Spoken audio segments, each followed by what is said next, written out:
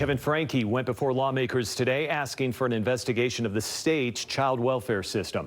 News specialist Shelby Lofton spoke with him just outside the legislative committee meeting. And Shelby, he says Utah's system failed his children and Gavin Peterson.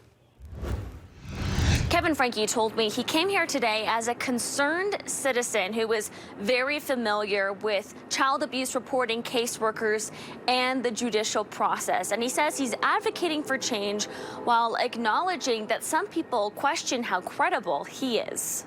Franke's two youngest children were brutally tortured last summer by his estranged wife, Ruby, and then licensed mental health counselor, Jody Hildebrandt. In his meeting to the Child Welfare Legislative Oversight panel, Franke said it makes him tremble to think his children could have died, like 12-year-old Gavin Peterson.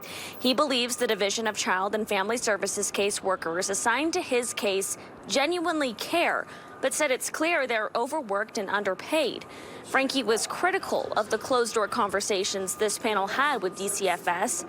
He said these agencies are hiding behind privacy laws, saying it protects children, but he argues it protects the adults in those roles.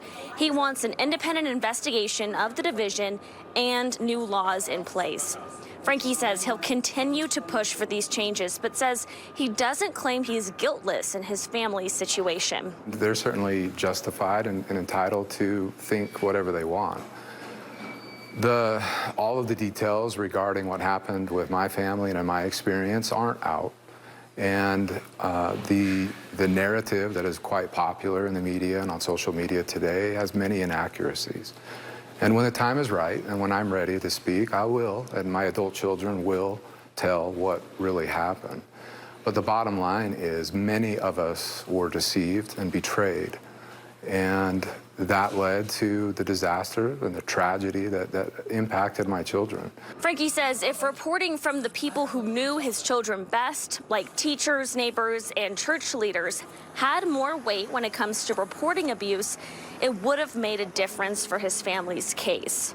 And as for the juvenile court case involving his own children, Kevin Franke told us that is ongoing. He says that he will speak and his adult children will speak on that when the time is right. For Live at 5, I'm Shelby Lofton.